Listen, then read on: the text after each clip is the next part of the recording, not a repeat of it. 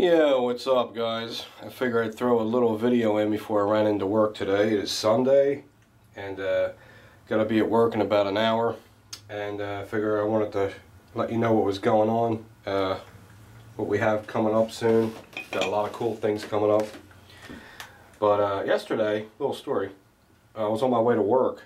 I was kind of in a hurry, and you know how they have these generic little mini markets? Well, we have a lot of those around here. Now, if you want to go to a good one, up north on the East Coast, you go to Wawa. Wawa is awesome. Everything is fresh. The refrigerators are ice cold. The milk is ice cold. Everything is brand name. It smells like fresh, cold cuts, and it smells wonderful when you walk in there. Then you have these little mini markets. They're like 7-Elevens on crack, maybe. You know what I mean? Like a 7-Eleven with Down syndrome, I'd say. And they give all these little weird names like the No Name Store or Pack-a-Sack or you know what kind I'm talking about.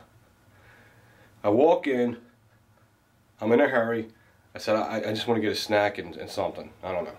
I walk in, instead of smelling cold cuts and some hot soup or anything like that, it smells like fucking incense. It's hot, the air conditioning's not on. The milk's looking at me through the window, sweating his balls off.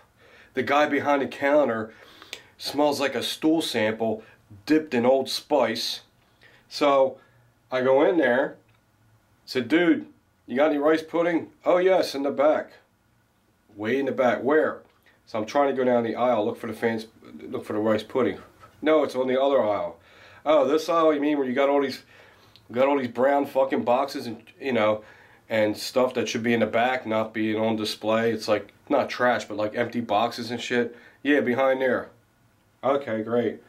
I get the rice pudding. I said, I'm out of here. I'm not even gonna get the coffee here. I opened up the car.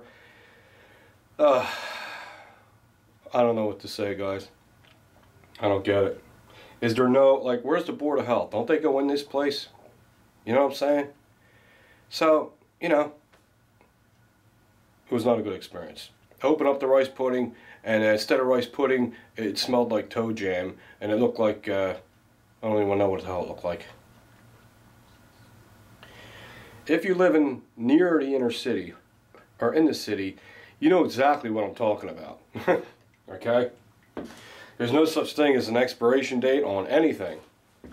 Anyway, I want to thank everyone for purchasing the Armory Channel shirts. It's really great. It helps me out with bills. It helps me out with ammunition, and most of all, it helps me out with getting a new firearm. And right now, I'm in the market and I'm looking for something new. And the shirts have a lot to do with it, so I appreciate it, guys. And plus, everything else, the channel and everything.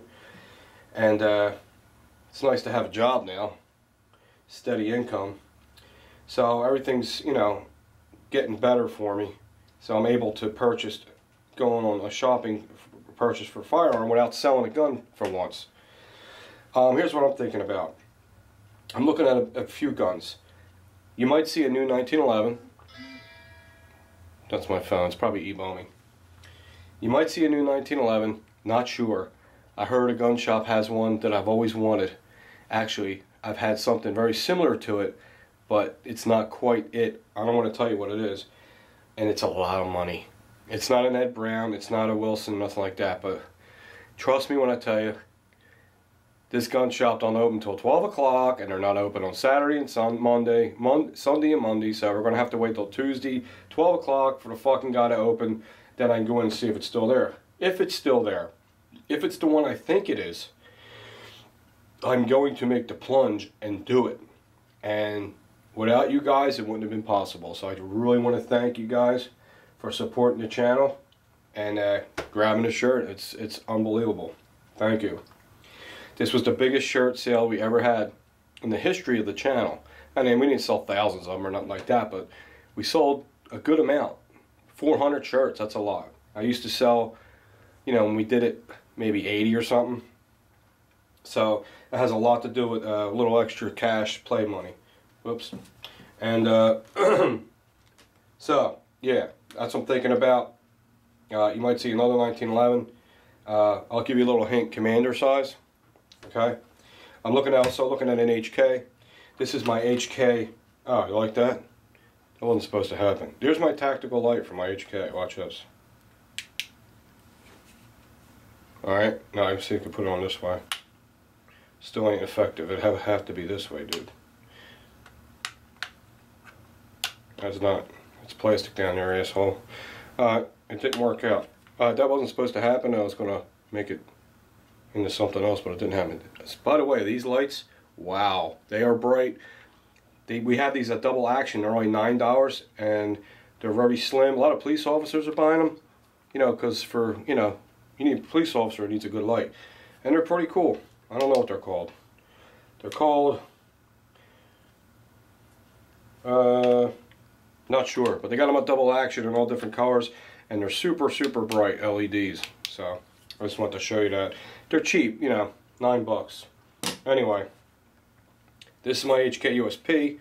I love this 40 caliber. It's a great gun. Of course, it's not loaded. It's awesome.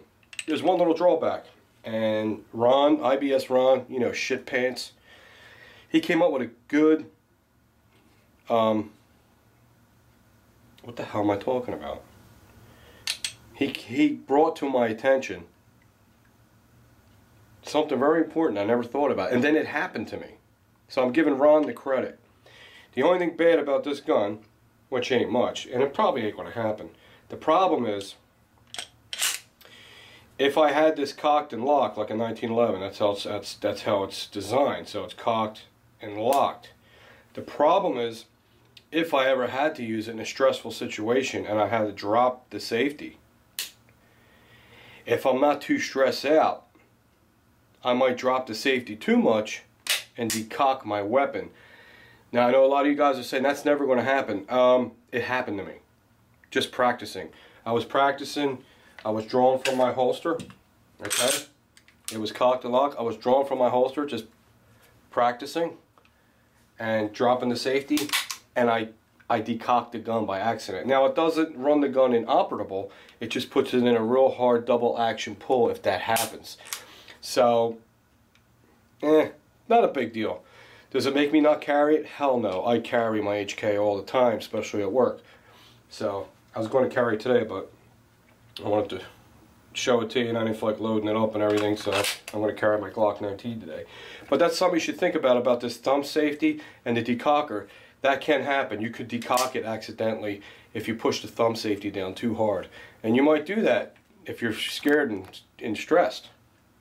Anyway, reason why I grabbed the HK, the other gun I'm looking at is an HK P30, which we're selling at double action. What I like about the P30 is it's probably the best feeling gun in your hand that I've ever put in my hand. Just the way the ergonomics of the grip is. It's amazing. The other thing I like about the P30 is it has the best stippling I ever felt. It's rough, and it's a rough textured frame, but it doesn't irritate your skin. It actually feels like skateboard tape. I don't know how they do it. They just put a lot of fine stippling, and it gives it more gription. HK has great stippling. This is good stippling too, but that P30 9mm, that thing is sweet. And what I like about it, it doesn't have a thumb safety, the P30 9mm. So it's really, really cool gun. And it has these special sights. You just put a little light on it. The light makes them glow. When they're not glowing, they're very fluorescent. So you got the best of both worlds. Pretty cool. So the HK P30 9mm, I'm looking at that. I'm looking at a 1911 Tuesday, if it's still there. Or if I find a Glock 26, this is my Glock 26. What I really want is a Glock 26 two-tone, a bi-tone, flat dark earth. Okay, so as you see, it's not loaded. I just got a boner for that flat dark earth. But the only gun that I think it looks really good in is in the small compact Glocks. So I'm going to get, if I can't find any of them or make my mind up, I'm going to get a Glock 26 flat dark earth. And yes, that means this one will be available, because I'm not going to have two Glock 26s. To me, It's silly. There's guys that do that, but I don't like it because to me that's a waste of money. Okay, so that's the deal. That's what's going on.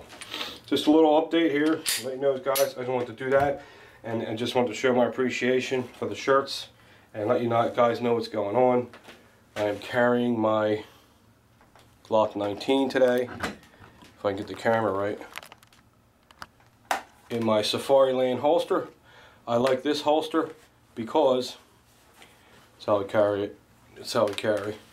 I like this holster because it has a lock on it. When you work in a place with strangers and weird people coming in, if someone comes up behind me, they can't pull my gun out. Only I know where the lock is. If I need to pull my gun out, I can very easily do it with this holster. Very easy to reholster too. It's a fantastic system. It's called the Safariland. I don't know the model number, but just get a good look at it, and they're only $40. That price is amazing for a rig like this. Another thing I do love about it is it has a suede leather lining in there, so it won't screw up your finish or anything. So there you go. And they are very durable. A lot of police use these. They're for industrial professional use. They're not just some gimmick holster. Okay. All right, guys. That's it. I'll talk to you guys soon, and hopefully we'll come back with something really sweet later.